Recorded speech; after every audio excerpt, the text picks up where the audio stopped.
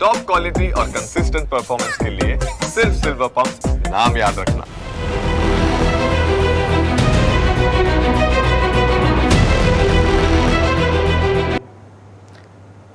નમસ્કાર, હું છું કુશાગ્ર અને આપ જોઈ રહ્યા છો ન્યૂઝ કેપિટલ। ગુજરાતમાં સ્થાનિક સ્વરાજમાં 27% ઓબીસી અનામત લાગુ થયા બાદ રાજકીય પક્ષો હવે વધુ ખૂણે ઓબીસી મતદારોના દરવાજે દસ્તક દેતા જોવા મળી રહ્યા છે।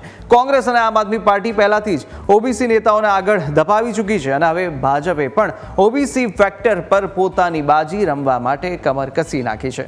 નિકોલના ધારાસભ્ય જગદીશ વિશ્વકર્માના નામની ભાજપના પ્રદેશ અધ્યક્ષ તરીકેની આ ચર્ચા રાજકીય દિશાની સાક્ષી છે અને સાથે ગુજરાતના રાજકારણમાં જ્યાં ઓબીસી સમુદાયની વસ્તી અંદાજે 50% નજીક છે ત્યાં રાજકીય પક્ષો માટે હવે આ સમુદાય માત્ર મતદાર સમૂહ નથી પણ કિંગ મેકર સમુદાય બની ચૂક્યો છે।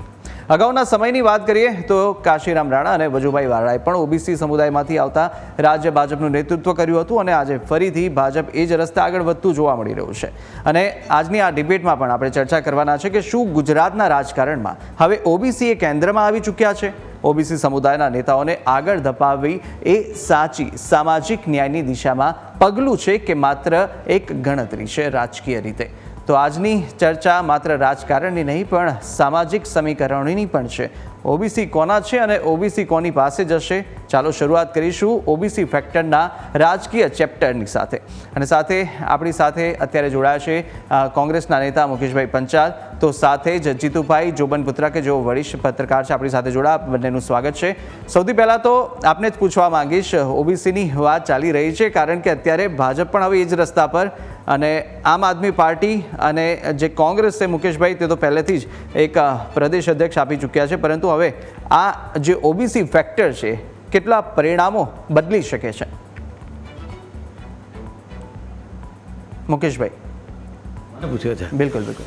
જો સૌ પ્રથમ તો હું એવું માનું છું કે જે રીતે ભારતીય જનતા પાર્ટી આખા ગુજરાતમાં અને દેશમાં વાત કરે છે એ રીતે ગુજરાત પ્રદેશના પ્રમુખ બનાવવામાં એમને જે વાર લાગી અને જે રીતે એક પછી એક બહાના કાઢી અને લેટ કરતા ગયા એની પાછળનું કારણ પ્રજાને ન સમજાવ્યું કે વિરોધ પક્ષને, પણ જો કે પક્ષની અંદરની ચર્ચા હોય તો હું માનું છું એમાં આપણે બહુ દખલગીરી ન કરીએ, પણ રાજકારણમાં છીએ એટલે એકબીજાની ચર્ચા જરૂર થતી હોય।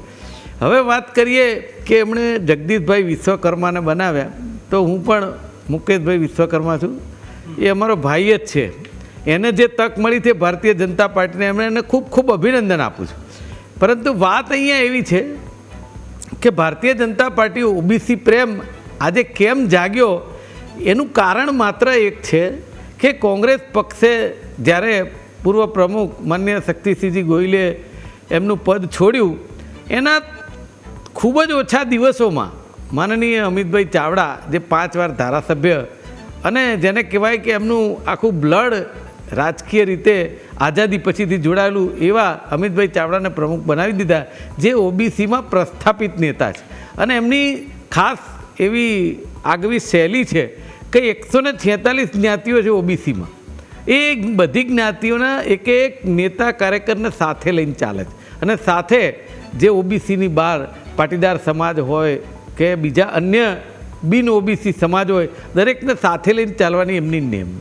હવે અત્યારે હાલ જે રીતે ભારતીય જનતા પાર્ટીએ જગદીશભાઈ વિશ્વકર્માને બનાવ્યા છે, હું માનું છું કે ભારતીય જનતા પાર્ટી પાટીદાર સિવાય ક્યાંય આગળ કોઈ દિવસ કોઈને આગળ કરે નહીં, પણ આ વખતે જે કર્યા છે એનું કારણ માત્ર ને માત્ર એમની અંદર છુપાયેલો ડર છે। અને અત્યારે હાલ જે સમય ચાલી રહ્યો છે એની અંદર ઘણા બધા ડર છે, એક ડર નથી। મોંઘવારી, બેરોજગારીને જે કૌભાંડ ચાલી રહ્યા છે અસલી નકલીના, આ બધું તો જનરલ ડર છે જ, પણ સાથે સાથે જે રીતે અમારા ભારતીય પ્રતિપક્ષ નેતા રાહુલજીએ જે વોટ ચોરી અભિયાન છેડ્યું છે અને જે સાબિતી સાથે આંકડા આપ્યા છે, અને રાહુલજીનો એક જ સવાલ છે અને કોંગ્રેસના એક એક કાર્યકર્તાનો એક સવાલ છે કે અમે સવાલ પૂછીએ છીએ ચૂંટણી પંચને જવાબ બીજેપી આપે છે, એટલે એ સૌથી મોટો એમનો માઇનસ પોઈન્ટ છે। કારણ કે ચૂંટણી પંચ એક સ્વાયત્ત સંસ્થા કહી રહ્યા છે, જો એ એમનાથી ના ચાલતી હોય તો એમને સવાલ જે કરે એનો જવાબ એ જ આપવા જોઈએ, પણ ભારતીય જનતા પાર્ટી આપે છે। અને કેટલાક સાબિતી સાથે પણ માનનીય રાહુલજી આપેલું છે. એક ચિંતા સૌથી મોટી છે. કારણ એવું છે કે જે રીતે ગત વિધાનસભામાં 156 સીટો ગુજરાતમાં આવી ત્યારે ભલભલા એક રાજકીય લોકો જેને પંડિતો કહેવાય એમને પણ એવું થયું કે સાલી ગુજરાતમાં આટલી મોટી એન્ટી ઇન્કમ્બન્સી છે, લાખો લોકો પોતાના સવાલોથી પીડિત છે, પછી એ ખેડૂત હોય, બેરોજગાર હોય કે પછી કર્મચારીઓ હોય કે કોઈ સંસ્થાઓ હોય, દરેક જગ્યાએ આંદોલનો ચાલતા હોય અને તમે જુઓ કે 156 સીટો આવે તો એ કોઈના ગળે ઉતરતી નહોતી. પણ એનું માત્ર કારણ એ હતું કે જે રીતે આ વોટ ચોરીનું આખું પકડાયું છે એ શૈલેષભાઈ પરમાર પણ આપણી સાથે જોડાયા હાજી, છે. હાજી. શૈલેષભાઈ, મુકેશભાઈ કહી રહ્યા હતા જે રીતે કે આટલી બધી વાર એક તો શા માટે લગાવી, આટલી બધી શું એ રહી ગઈ હતી ભાજપને ચર્ચા કરવાની, કારણ કે મોડે નામ જાહેર કરવામાં આવ્યું અને સાથે મૂક્યું તો ઘણા વર્ષે ઓબીસી સમાજની કેમ યાદ આવી, એવું પણ મુકેશભાઈ કહી રહ્યા છે. મુકેશભાઈ તો શું છે, દૂધમાંથી પૂળા કાઢવાના છે અને નેગેટિવ વાતો કરવાની છે. પણ એમની એક વાત સારી છે, હું એમને એમાં આવકારું છું કે એમણે જગદીશ વિશ્વકર્માને અભિનંદન આપ્યા. એ વિશ્વકર્માને લીધે આપ્યા કે એ તો એમનો વિષય છે, પણ અભિનંદન આપો છો તો જગદીશભાઈ વિશ્વકર્મા કઈ સારા કામો કરે સંગઠનમાં તો ત્યારે પણ અભિનંદન આપજો. અને પછી પાર્ટી પાછું તમે કોંગ્રેસમાં જોજો, પાછું તમને ક્યાંક નોટિસ ન મળે, જોજો જરા. એક વાત. બીજું, કોઈ પણ પાર્ટીના પ્રદેશ અધ્યક્ષ બનતા હોય તો એમાં માનો કે કોંગ્રેસ છે તો કોંગ્રેસમાં તો એક જ વાત પાકી છે, ગાંધી પરિવારમાંથી કોઈ હોય એને ઈ કે એમ થઈ જાય, એમાં બીજું કઈ હોય નહીં, કાં તો એ કાં એના છોકરા કાં એના ભાણિયા, એ રીતની જ વાતો હોય છે. એટલે આપણે સૌ જાણીએ છીએ પણ લોકશાહીની ઢબે કોઈ પાર્ટી ચાલતી હોય તે પાર્ટીનું નામ ભારતીય જનતા પાર્ટી છે. અમારે જે પ્રથમ માનો કે પટેલ પ્રદેશ પ્રમુખ હતા, એ પછી તરત જ વજુભાઈ વાળા પ્રદેશ પ્રમુખ આવ્યા, એ પણ બક્ષી પંચમાંથી જ આવ્યા હતા. એના પછી પાછા આરસી ફળદુ આવ્યા, પરસોત્તમભાઈ રૂપાલા આવ્યા, એ પછી જીતુભાઈ વાઘાણી આવ્યા અને CR પાટીલ, અને એ પછી તરત જ વિજયભાઈ રૂપાણી પણ હતા પ્રદેશ પ્રમુખ, અને તરત જ અત્યારે જગદીશભાઈ વિશ્વકર્માએ ફોર્મ ભર્યું છે.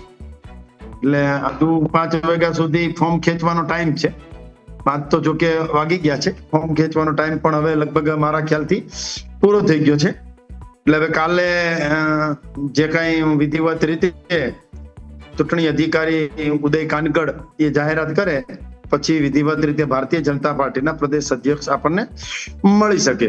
આમ એક કહી શકીએ આપણે અત્યાર સુધીમાં કે એક જ ફોર્મ આવ્યું છે જગદીશભાઈ વિશ્વકર્માજીનું, એટલે એમાં બીજું કોઈ વાત આવે નહીં. પણ બંધારણીય જોગવાઈ પ્રમાણે જોવા જઈએ તો કાલે જયારે ડિક્લેર થાય ત્યારે જ ગણી શકાય, અને પૂર્વ પ્રદેશ પ્રમુખ હોય એ ચાર્જ એમને સોંપે એ પછી જ ગણી શકાય. એક વાત, અમારી પાર્ટી એટલે Bharatiya Janata party cadre base party છે. ચિંતન, મનન, બેઠક, પ્રવાસ, શિબિર, કાર્યશાળા આનાથી સિંચન થાય છે. અમે તો ચલો જલાએ દીપ જહાં અભી ભી અંધેરા હૈ.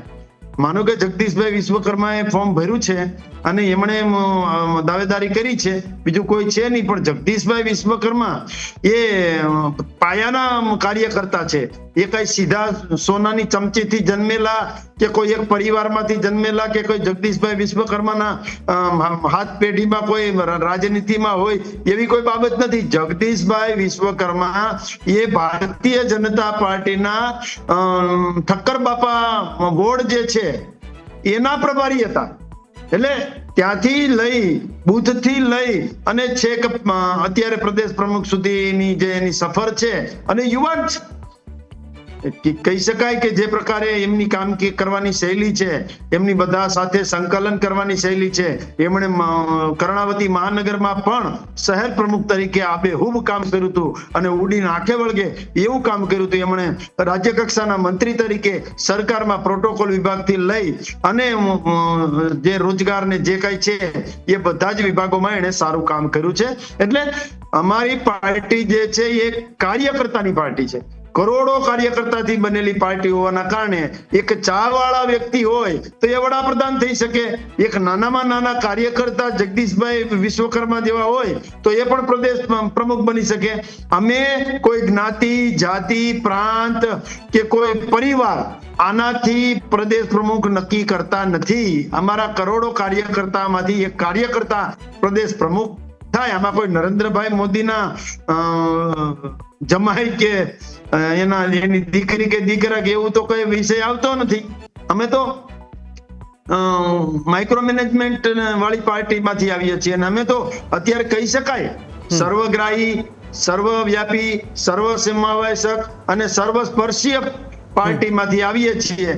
એટલે કોઈ ઓબીસી છે ને પસંદગી થઈ છે એવી કોઈ વાત નથી. જગદીશભાઈ વિશ્વકર્મા અમારા ભારતીય જનતા પાર્ટીના પાયાના પથ્થર સમાન દેવ દુર્લભ કરોડો કાર્યકર્તાના હૃદયમાં જેમણે સ્થાન મેળવ્યું છે એવા અમારા કાર્યકર્તા એટલે જગદીશ વિશ્વકર્મા, એમણે આજે ફોર્મ ભર્યું છે એનો અમને આનંદ છે. બિલકુલ બિલકુલ. મુકેશભાઈએ હાથ ઊંચો કર્યો હતો, પરંતુ મુકેશભાઈ 2 મિનિટ આપણે જીતુભાઈની પણ પ્રતિક્રિયા લઈ લઈએ. જીતુભાઈ, 3 જો પાર્ટીની વાત કરીએ, રાજકીય પાર્ટીઓની અંદર ઓબીસીના પ્રદેશ પ્રમુખ અત્યારે જોવા મળી રહ્યા છે, એક દબદબો, અને શું આ કિંગ મેકરની ભૂમિકા અત્યારે હવે જોવા મળશે ઓબીસી સમાજની?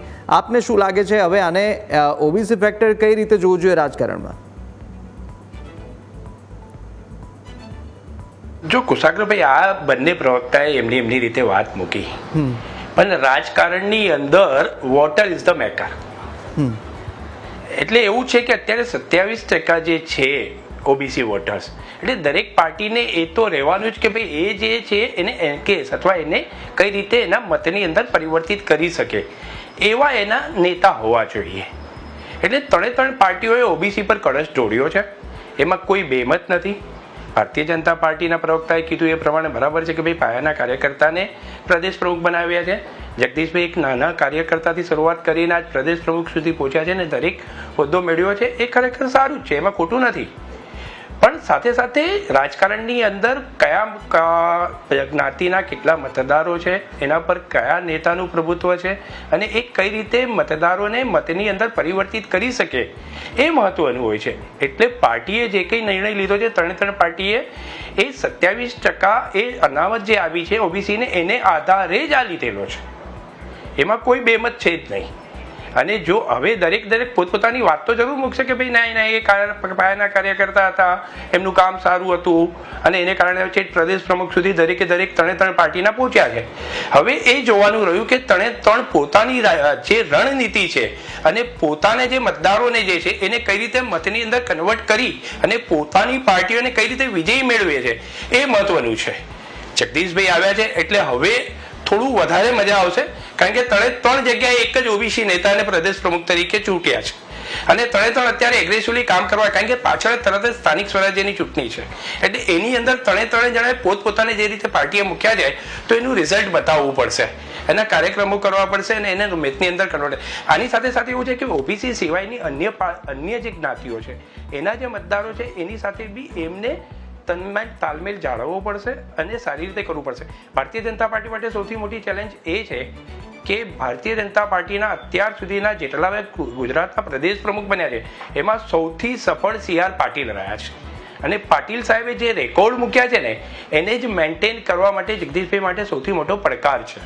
એટલે જગદીશભાઈને આ 3 પ્રમુખની અંદર સૌથી મોટો પડકાર એમને સામનો કરવાનો છે, કારણ કે 156 સીટ જે લઈને આવ્યા હતા પાટીલ સાહેબ એ એમને વિધાનસભામાં એમના કાર્યકાળ દરમિયાન જ કરવાનું છે. અને જનરલી આમાં કેવું હતું કે ભારતીય જનતા પાર્ટીમાં ગઈકાલ સુધી ઘણા બધાના નામો બોલાતા હતા, પણ મીડિયાની અંદર કન્ફર્મ જગદીશભાઈ ઓબીસી નેતા છે એટલે એ ડિક્લેર થશે એવું કહેવામાં આવતું હતું અને એ અત્યારે સાચું પડ્યું છે. અને ઓબીસી નેતા પર જ કળશ ઢોળાયો છે ભારતીય જનતા પાર્ટીનો. જ્ઞાતિવાદની વાત આવે છે, જ્યારે રાજકારણ આવે એટલે જ્ઞાતિવાદની વાત તો આવવાની જ છે કે જે જ્ઞાતિઓના જેટલા મતદારો એના આધાર પર જ બધું વર્ગીકરણ થતું હોય છે ને એ જ પ્રમાણે સમીકરણો ગોઠવાતા હોય છે અને એ જ રીતે એ લોકોને કામગીરી સોંપવામાં આવતી હોય છે. એટલે ચોક્કસ એવું કહી શકાય કે ભારતીય જનતા પાર્ટીએ બી ઓબીસીનો પર કળશ એના કારણે કદાચ ઢોળ્યો હોય અને જગદીશભાઈને પ્રદેશ પ્રમુખનું સુકાન સોંપ્યું હોય.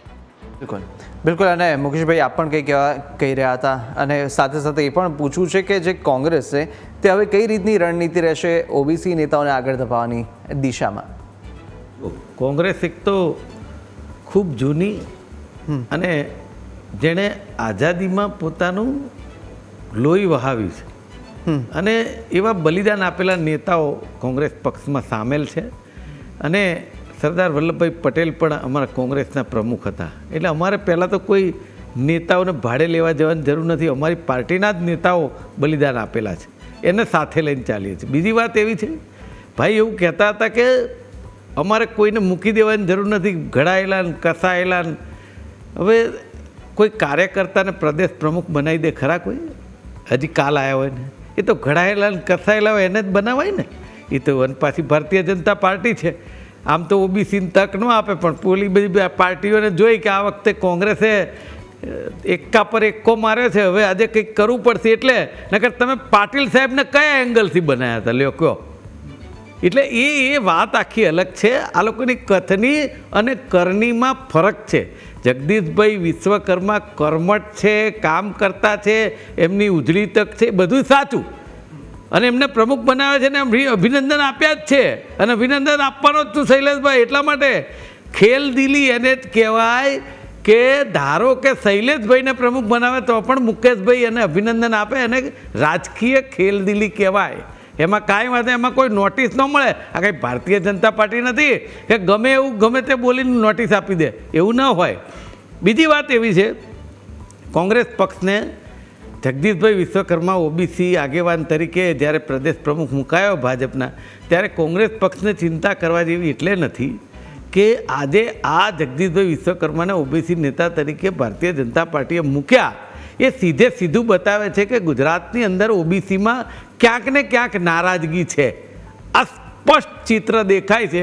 અને તમે આંદોલનો જોઈ શકો છો, જે પેન્શનના પ્રશ્ન જોઈ શકો છો, ખેડૂતોના પ્રશ્ન પણ જોઈ શકો છો.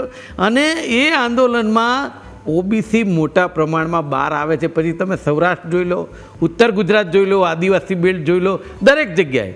અને જે રીતે ગુજરાતમાં વણથંભી વણઝાર છે, હું તો કહું છું કે જગદીશભાઈને ખૂબ કાઠું કામ સોંપેલું છે.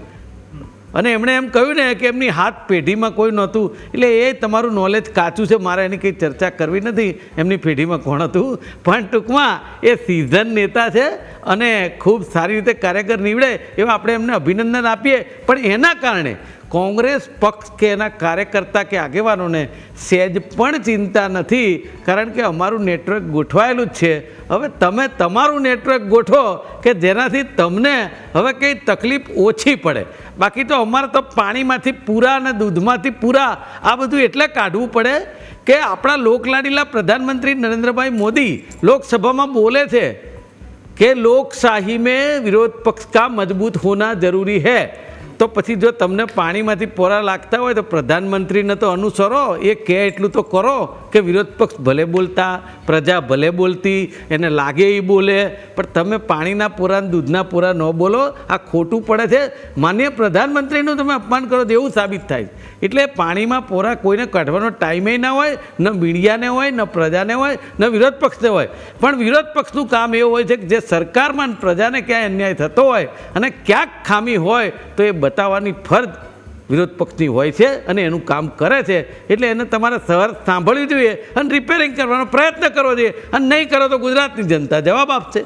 બિલકુલ બિલકુલ. શૈલેષભાઈ? જી મુકેશભાઈ નો જવાબ તો હું આપું છું, પણ વિશ્લેષક શ્રીએ પણ ઘણી વાતો કરી છે.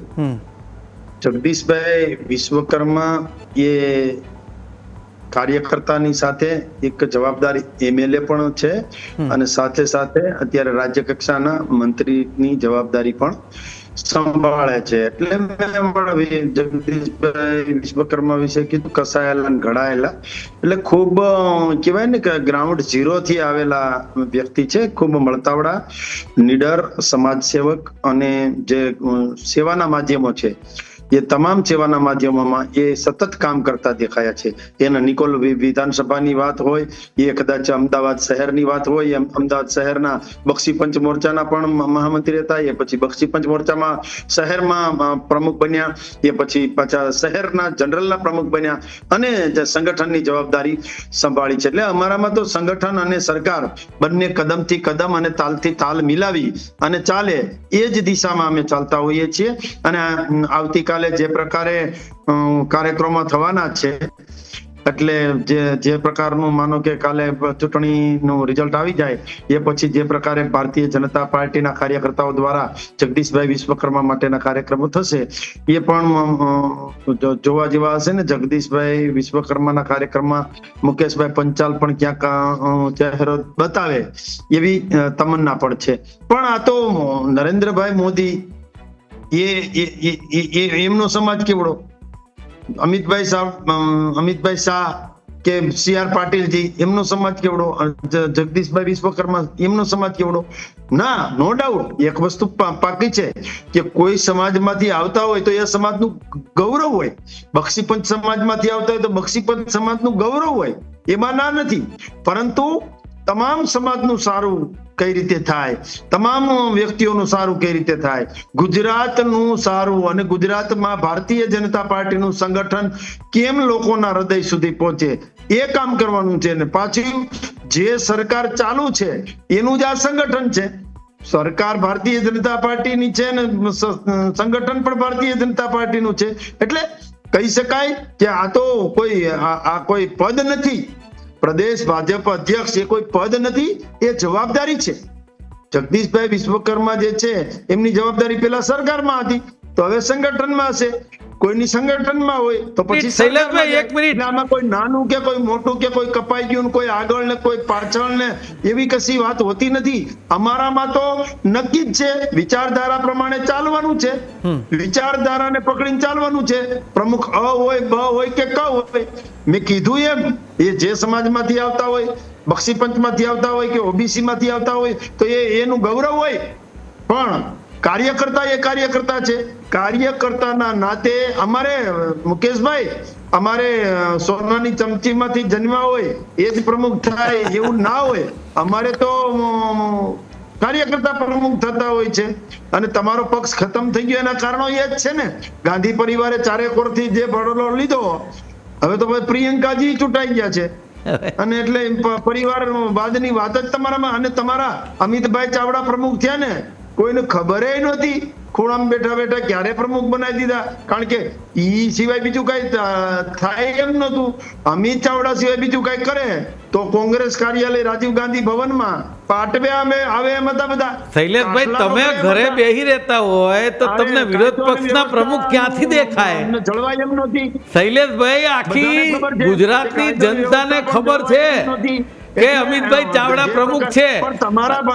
શૈલેષભાઈ મને સાંભળો એક મિનિટ માટે. ચિંતા ના કરો શૈલેષભાઈ, મને તમે એક મિનિટ માટે સાંભળો. તમને બહુ તંદુરસ્ત ચર્ચાની વાત કરું છું, તમે સાંભળો. પાડોશીની ચિંતા ના કરો, તમે તમારા ભાણાની માખીઓ ઉડાડો. હા, ઈ તો કહું છું કે શૈલેષભાઈ તમને ખબર જ નથી હજી કાંઈ. બીજી ચિંતા સાહેબ આમ થશે ને આમ થશે. હવે તમારે ક્યાં ઠેકાણા નથી. તમારે કોંગ્રેસ મને તમે સાંભળો તો તમને કહું, ભલે અમારા ઠેકાણા નથી, ત્યાંથી ધુમાડા નીકળતા હોય છે. હજુ મને તમે એક મિનિટ સાંભળો તો કહું ને, ધુમાડા બેહાડી દઉં એમ. કેટલાય આડાવડા થાય છે. હજી તમારી જવાબદારી લેવા કોઈ તૈયાર થતું નથી.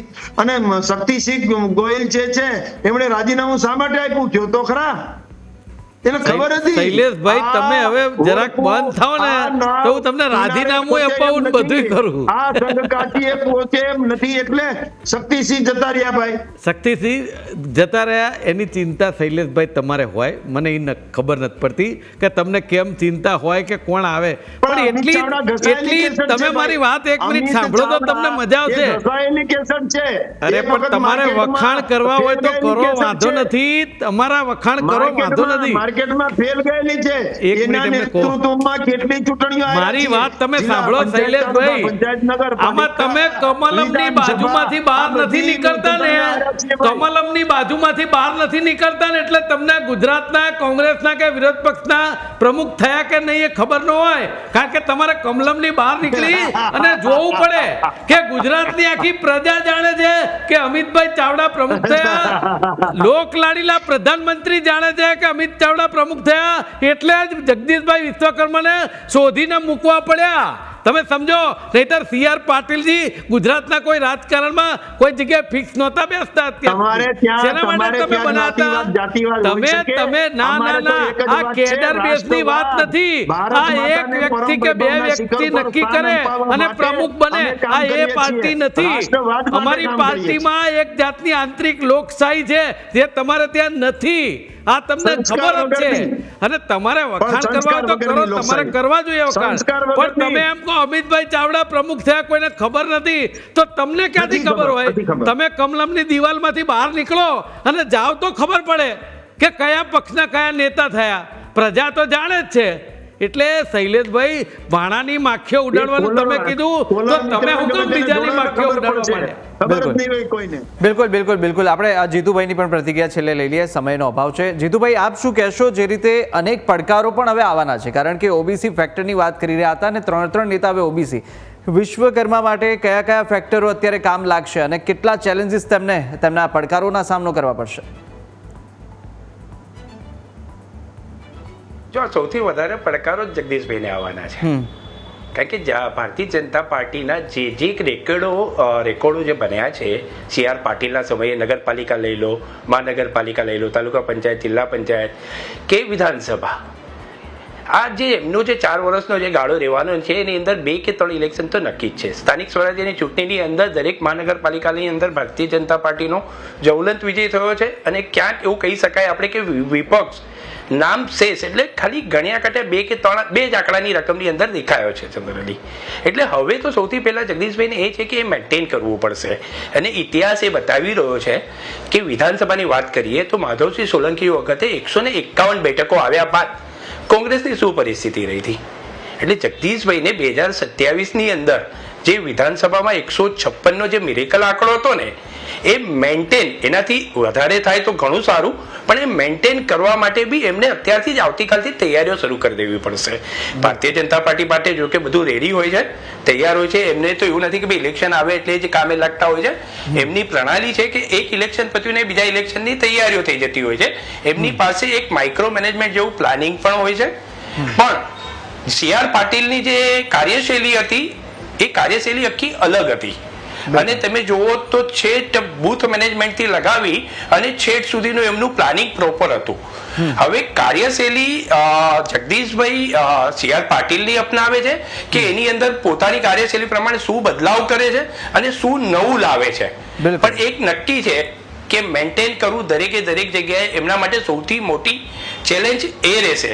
અને અત્યાર સુધી ભારતીય જનતા પાર્ટીના જેટલા બી ગુજરાત પ્રદેશ પ્રમુખ આપ્યા છે એમાં સૌથી સફળ CR પાટીલ રહ્યા છે. બિલકુલ. એટલે એ જોવું રહેશે કે આટલી બધી, એક તો પહેલેથી જ જે રીતે અત્યારે એટલી ચેલેન્જીસ અત્યારે જોવા મળી રહી છે, કારણ કે CR પાટીલ જેવું પણ તેમનું કામ રહેવાનું છે કે નહીં તે પણ હવે આવનારો સમય જ બતાવશે. આપ તમામ અમારી સાથે જોડાયા, ચર્ચામાં ભાગ લીધો તે બદલ આપનો ખૂબ ખૂબ આભાર. અને હાલ વિશેષ રજૂઆતમાં બસ આટલું. મને આપશો રજા. નમસ્કાર.